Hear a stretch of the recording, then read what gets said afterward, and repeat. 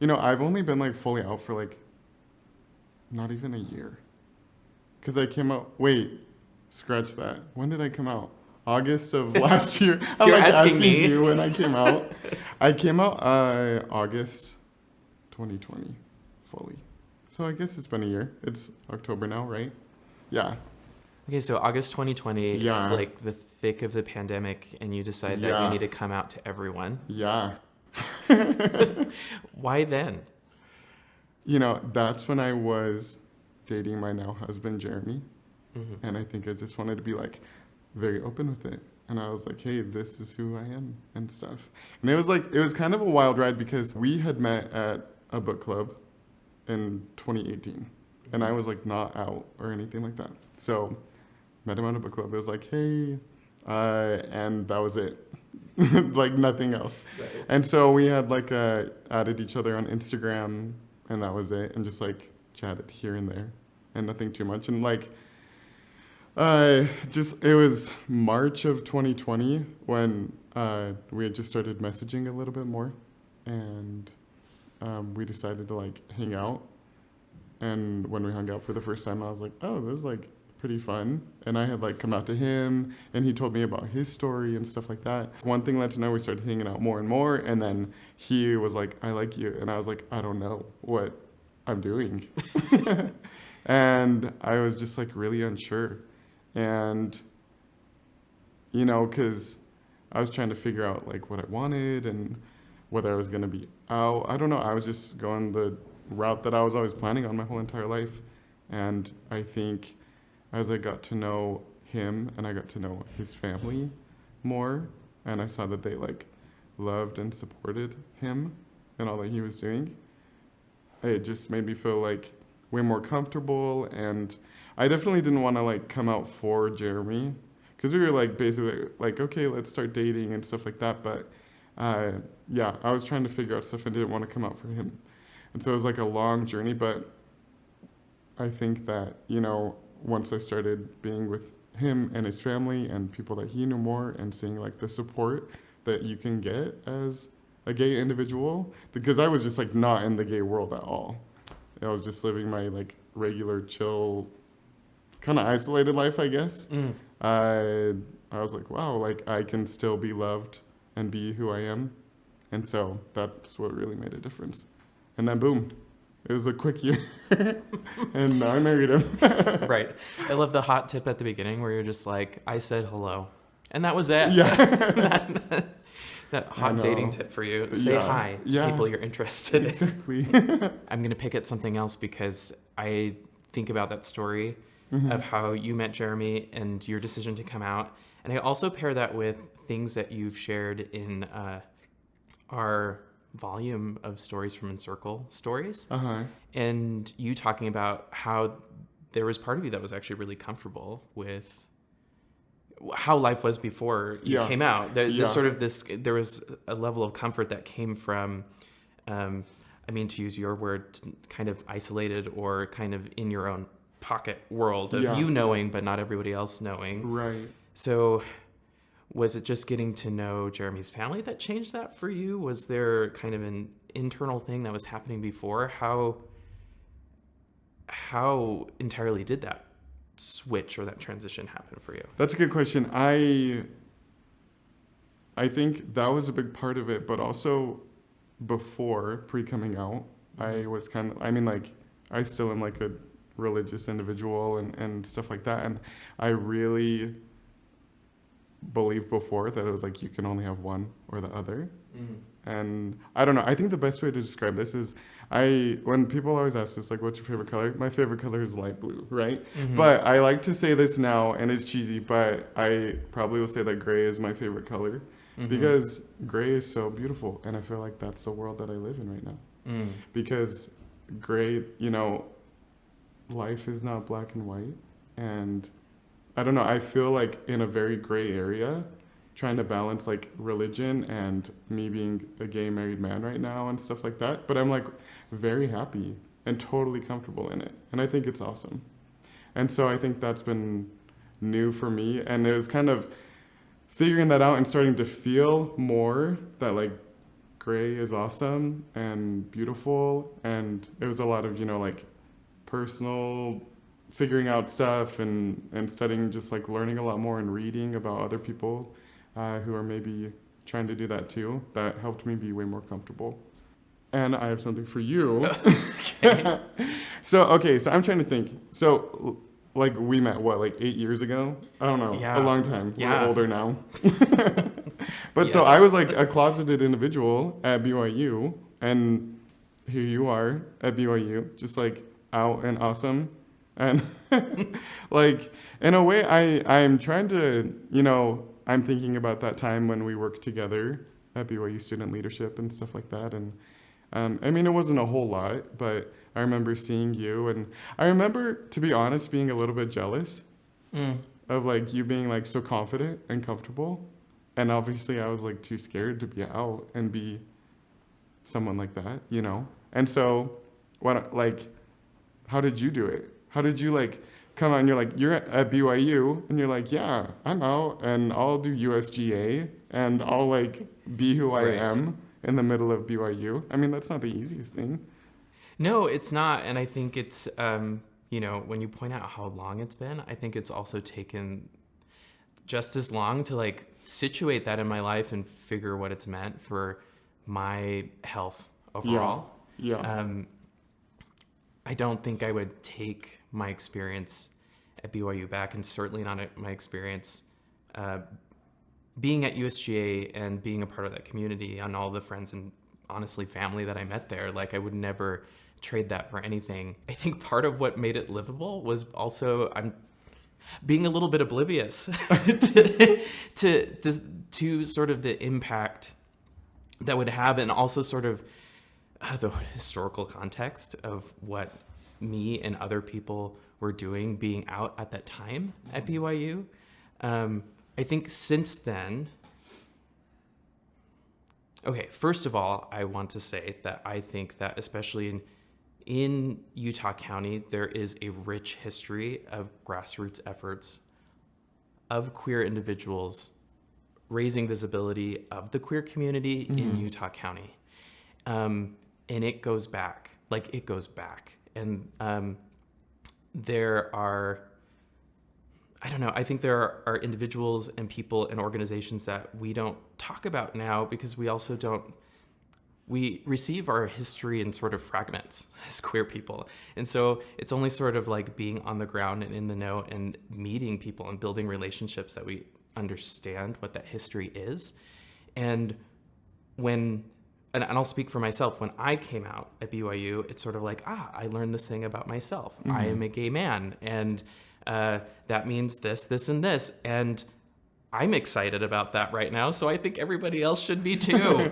And I think that energy is what kind of got me through that time period. Yeah, I mean, I think to go back to your question, which was like, how did you do it? I think immediately what made being out at BYU at that time worth it and livable was the community that I had doing it. Like you said about coming out and how important it was to meet Jeremy's family in that. I actually ended up taking off a whole year of school because I knew up here that I wasn't like, okay, not like there was anything wrong with being gay, but like for me personally, my mental and emotional health was not in a space to be able to handle school because I knew something was going on. I just didn't know what it was.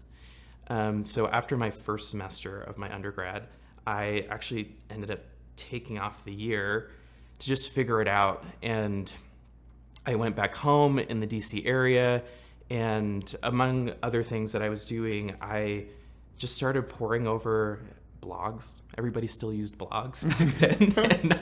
and there were all these, they would call them moho blogs. There were these Mormon homosexual blogs in this blogosphere of different people who were LDS and LGBT, just describing their experience and literally writing out play by play the sort of conflict you're talking about, where it's like, I feel like I can only be religious or I can only be LGBT. There's no in between, and people figuring out the gray in that, and just seeing it all literally written out in front of me inspired me to write my own blog about All my right. experience. Yeah, you can't find it anymore. Dang it. Dare you to try. Yeah, when we go through it helped me so much because I was like, oh, first of all, I'm not alone. B, I think I feel unique for being a gay man, but this is not unique, especially being a gay Mormon man. Like, there are other people who've modeled this for me, and not only that, but also learning about different gender identities and different sexual orientations and getting that perspective as well. I actually got connected to other people who were also queer at BYU through those blogs. And it was actually super generous, wonderful, and kind. They were like, hey, we've started meeting in this group. No, we're not trying to date you. We just want you to come and be with us and come to this group and be gay. Do you know what I mean? Yeah. And just be with us in person. I think it was like literally the first thing I did when I came back to BYU. After unpacking all my stuff and getting situated in my apartment, was like beeline it to what was like, which is the very beginning of USGA. Really, Yeah. it had been started for like a semester, Mm-hmm. and so knowing that I wasn't alone was like a big key to starting that journey. Helped keep up the excitement of having learned what this missing puzzle piece was in my identity. Yeah. Getting really excited about it, sharing it with everybody, because I was like, listen, I just feel like so much healthier and happier now because I've accepted this about me, which was a huge part of my gospel, right? Body, soul, being connected, like we're holistic beings. So like, I was like, me realizing that I was gay and being proud of that was actually really important to my faith because it also meant like my health and my spiritual health was a lot better. Yeah. It was enough to get me through that moment of my undergrad, I think, to have all of those different pieces in place. Yeah. Yeah. That's cool. Good for you. That's awesome. Overall, so with all like the connections and community and stuff, like, I mean, giving a 5-star rating or 4-star or whatever, like, did you have an overall good experience like in your undergrad at BYU? And that's a deep question. You don't have to. I mean, it's wild because, like I said, I wouldn't trade the relationships I've made for the world, nor I am, and this has taken a lot of work from a lot of different people, but to be able to see organizations like USGA, but not only USGA, but like all the other organizations around LGBTQ people and issues that have sprung up in Utah County. I don't know, I say sprung up, but like I said before, there have always been grassroots efforts in Utah County to improve the lives of LGBTQ people and LGBTQ students in that area. To see the sort of work and energy and momentum that's happening in Utah County right now is just incredibly inspiring. So I wouldn't trade what I was able to do or the people I met through similar work back then for anything. At the same time, I also know very deeply what it feels like to walk around a campus and feel yourself be actively erased wherever you go. And what do I mean by that? I mean, I think I just like walking around and seeing, there's a lot of pressure. There's nothing new here. There's a lot of pressure in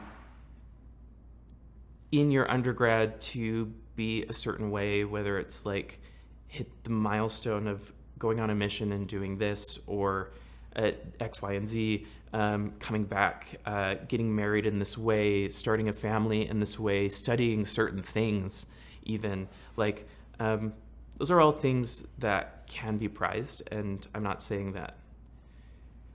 I think everyone can have a difficult time in that in their own way. Yeah. And I think for me, I studied theater at BYU, and studying performance and studying how to be an entertainer, and what it really means to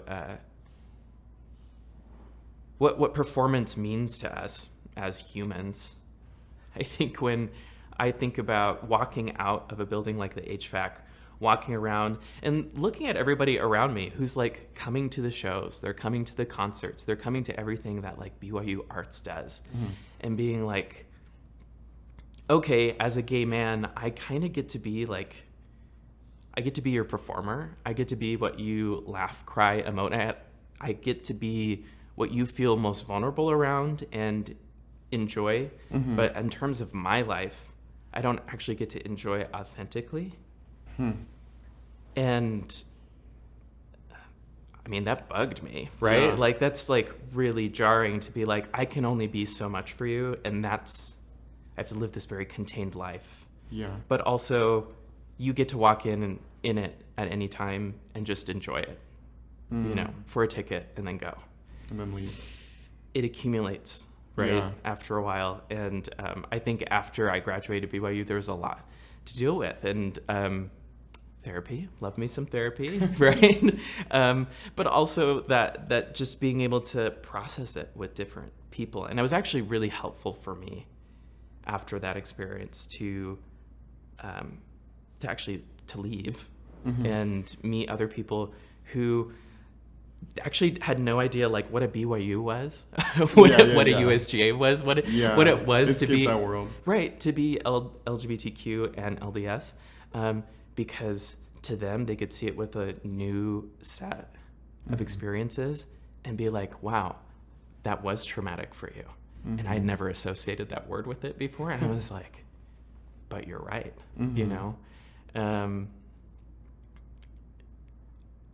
Yeah, and so it's interesting, and I feel really grateful that I can look back at my experiences and say, and be able to say that there's so much about that I value about that time. Yeah. But isn't it weird to like, I don't know, look at a whole period of your life and say, I don't know, it was good and bad, I guess. Which totally, that gray. Right. So it works. Yep. So after BYU, you got your master's. Mm-hmm. And then where did you go? Where were you working? What's that experience?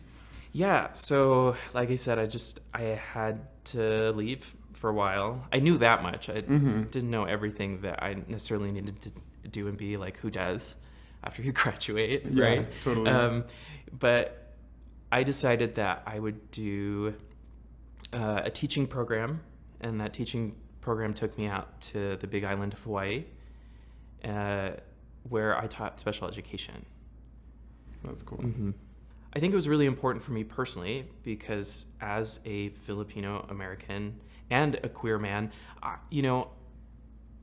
I really wanted to. That wasn't something like being Filipino, being an Asian American was not something that I necessarily like accessed a whole lot when I was in BYU. It's not something that I explored. And I really wanted to go somewhere where it was very multicultural, where there was a strong Filipino community with a history. And I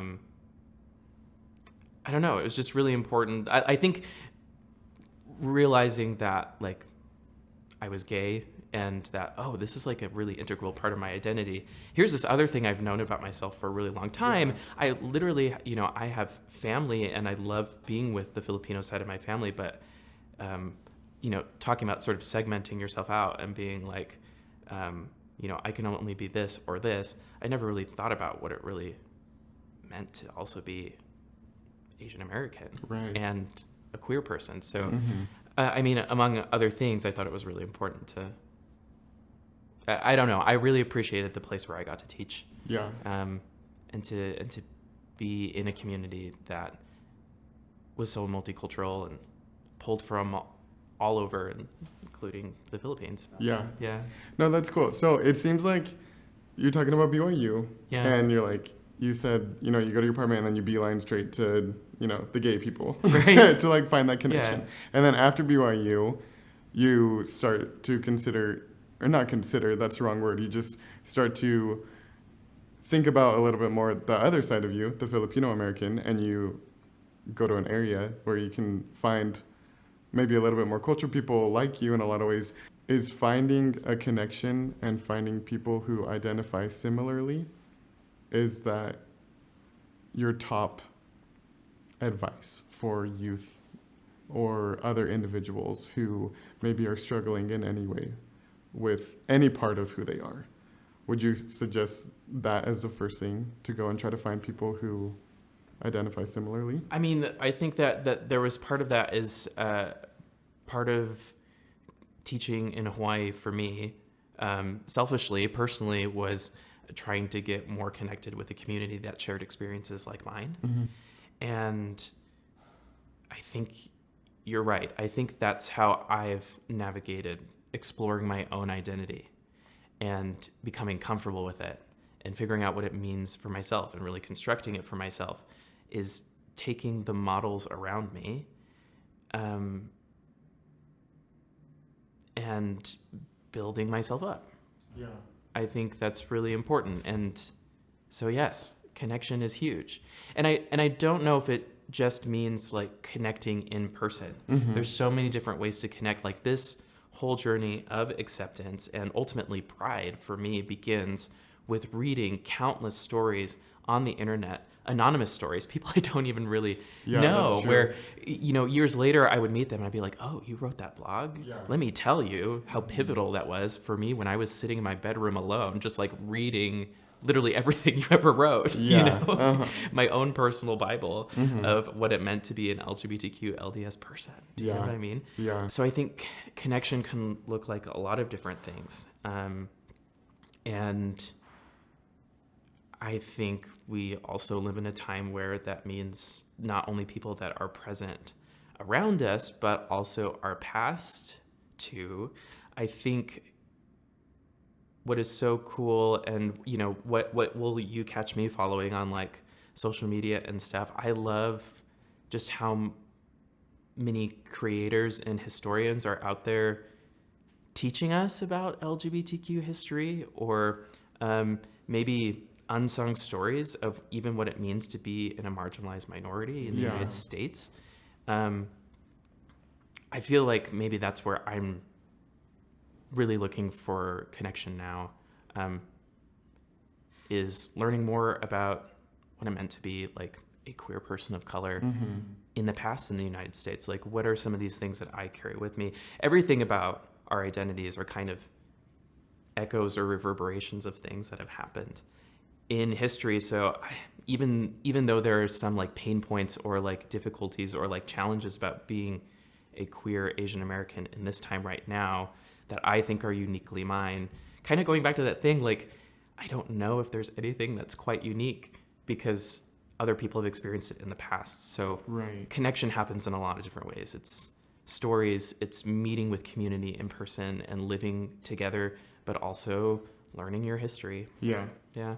And I will say, I feel like I somewhat forced that on you of like, oh, so connection's your number one thing. I love a good leading question, Sean, Without- so go for it.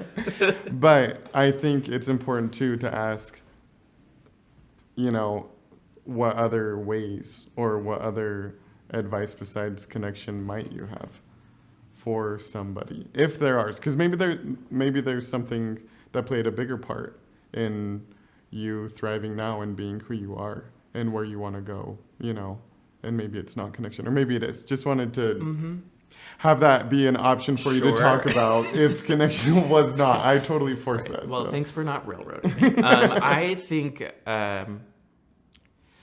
like I said about my experience at BYU, I think I'll say it this way, for my long-term sustained health, right? Connection has been so important to that.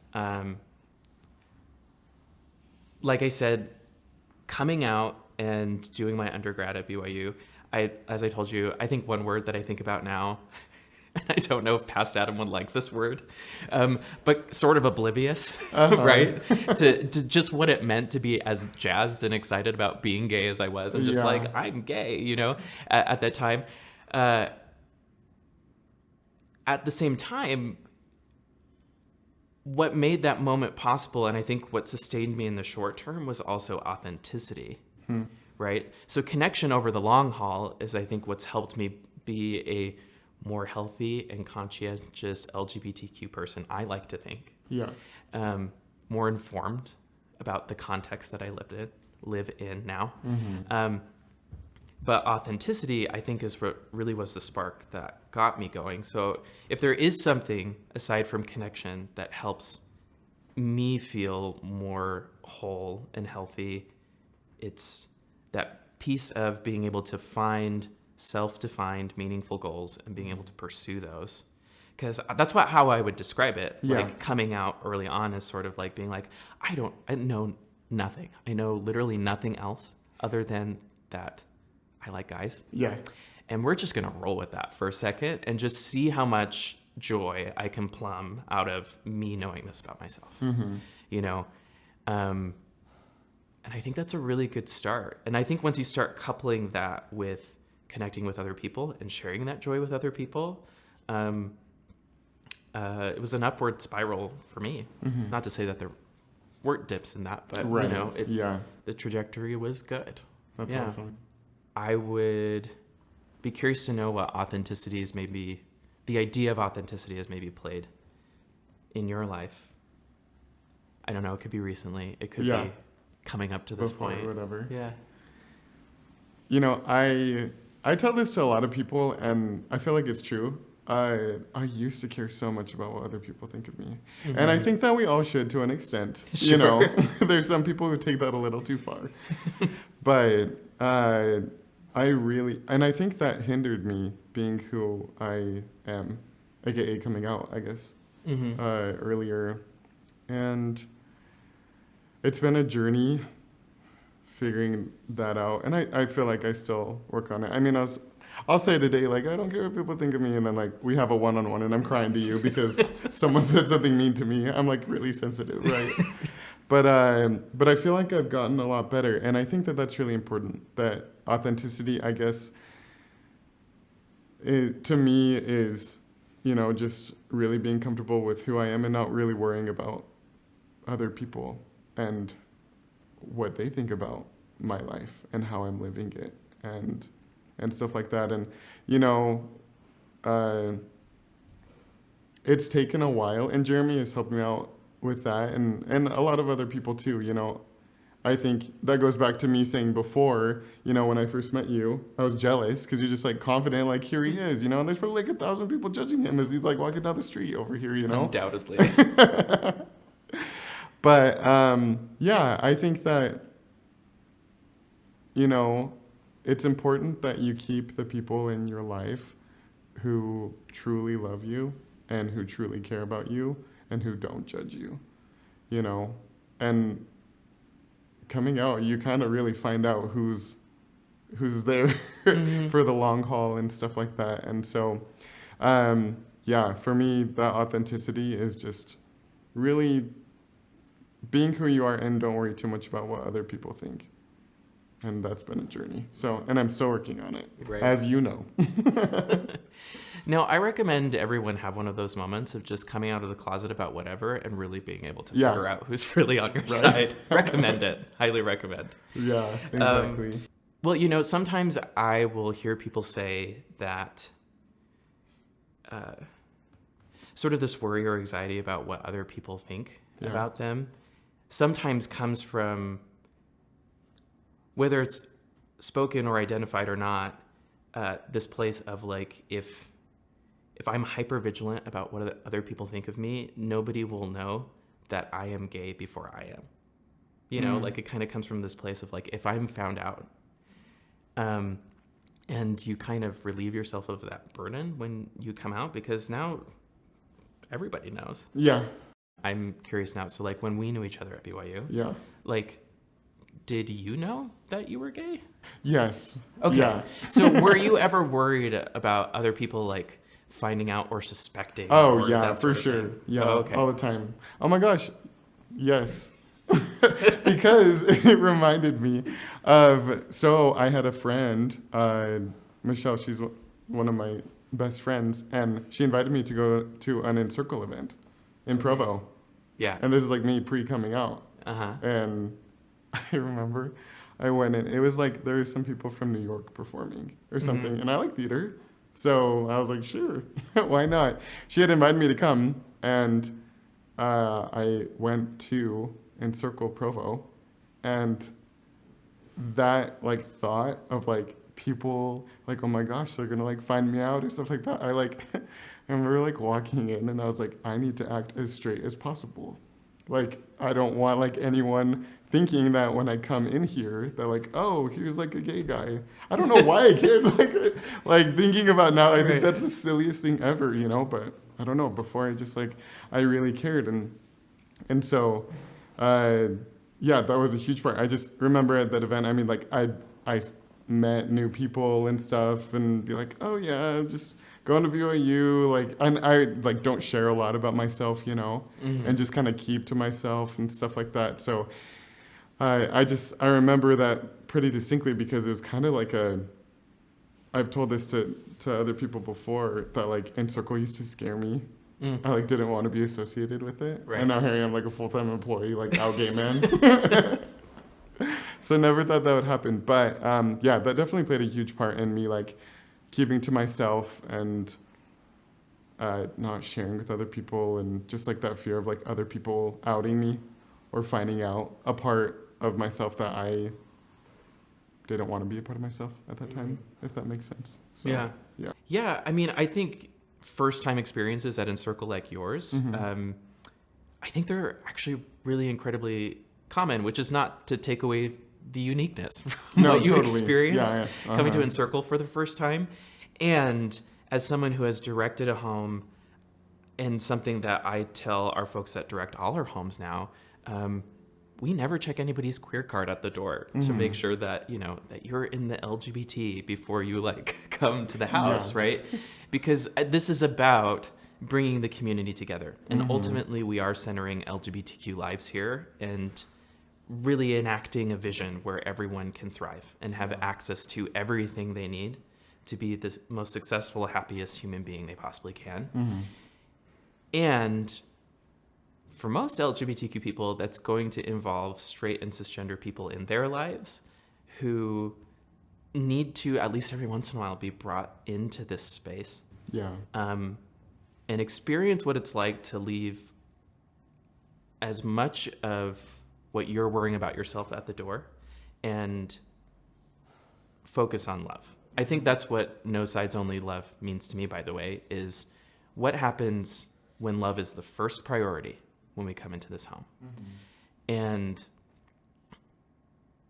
I think it says a lot about how far you've come, Sean, to be able, because I think that's the effect. Like here you are now, married and out, and reflecting on this experience of what it was like to kind of just like have that kind of like seizing up, like hyper vigilant moment coming into this house.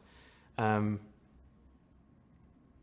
don't, not to put words on your experience, you can tell me if I'm wrong, but I think that that sort of idea is like really present in that like love in a lot of ways has freed you to be more who you want to be. Yes. Does that make sense? Yeah, 100%. I think it's so funny. I feel like when you're like, love, it's like the cheesiest thing. I know. But it's like, it's true. Yeah. That's like the biggest game changer, you know? Like when you have people who love you and like, just like for who you are, and I don't know.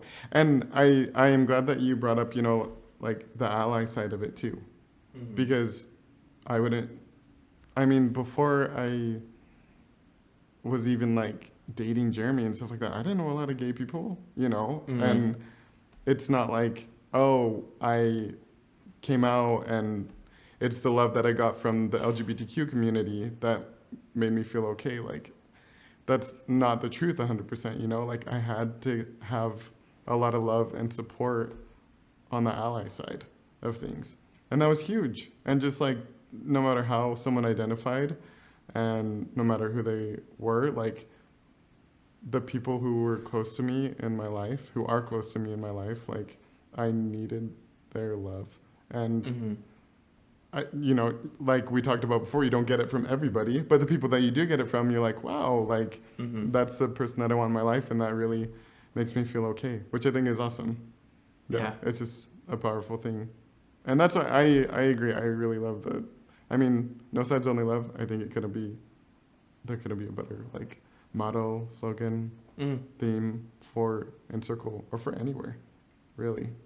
And so is No Sides Only Love what brought you to Encircle? I guess where did your interest in being with Encircle start? Yeah, Yeah. I think so. Mhm. Thinking about it, you're like making me like ponder stuff I never did before. I think so. Yeah, because I really appreciate that you can be who you want to be, and this is important too. You know, like I have like as a gay man, I have the way that I'm living my life. Mhm. And before coming out, I really thought I was like, oh, like, you know, you're this way straight and there are a lot of paths, or there's one path for a gay individual and you like have to live this life and stuff like that. And, you know, after coming out and getting to know more people and stuff like that, it's like, you know, you can be gay and you can live your life however you want to. Like, just because, like, maybe you're living your life differently or someone else is living their life differently in the LGBTQ world, like, you don't have to follow that. Mm. And, you know, we're just as diverse as the straight community, you know, in the way that we live our lives. And that was really eye-opening for me. And I think that, you know, the No Sides Only Love thing, yeah, really brought me to Encircle and made me want to be a part of it more, because it's like, oh, like I can still have, you know, my religious beliefs and be gay and be here and be accepted and loved. And it's also on me to love and accept somebody who doesn't believe what I do or who thinks completely differently, not just on a religious side, but in a lot of different ways, whether it's politically or in any other arena, you know? Mm-hmm. And I think that goes back to a little bit more of just like not worrying about what other people think. And also, I shouldn't worry so much about how other people are living their lives, as long as they're like kind and loving, you know? I also think those are skills and mindsets that need a lot of practice to believe. And I think for me, that's what is so transformative about the kinds of programs and conversations and circles that we have in these homes. Is it is a chance for people to ask, what if, you know, what if I could just be myself, and what would that look like? You know, it's safe here. People are going to use my name. They're going to use my pronouns. They will respect me when I say I'm thinking about this particular label or identity. You need spaces where you can practice with the utmost safety what it means to be you, what it means to love other people in that way. Because we're all liable to make mistakes when we're figuring this out. Yeah. I don't know. It's pretty crazy what happens when you point two chairs at each other and make people sit down and just talk. I know, After a while. right? When we met at BYU 8 years ago, I think we were both in very different spots from what you've told me today. And it is so rare for me to be able to re-meet people from what I associate to be other chapters of my life and like get to know how they've grown. And it truly is like a real privilege to be able to sit down with you and like see how far you've come and how proud you are of your journey. Wasn't expecting to like get emotional. But it's honestly really cool. So thank you. Thank you, Adam. I mean, I feel like I can honestly say this, that it's like, it's people, and I mean, thinking about BYU and me meeting you, you know, we didn't really know each other. We worked here and there a little bit, but your example and your courage and who you were back then, I know played a part in me learning and growing, because I saw people like you who were strong where I wasn't as strong as I wanted to be, you know, and who were courageous and stuff. And so I thank you for being brave back then, but also continuing to learn and grow. And I think my journey is maybe a little bit more, I don't, obvious isn't not the right word, but it's a little bit more like, oh, from when we met to where we are now, I think maybe I've made the biggest, 180 in my life on how I'm living it. But it's been really awesome to see your journey too, and to see how you have continued to grow and learn and thrive even more than you were. And so, yeah, I thank you for who you were back then and who you are now, and the stuff that I'm continuing to learn from you, and yeah, just who you are. So thank you. Thanks, John. Go team. I know.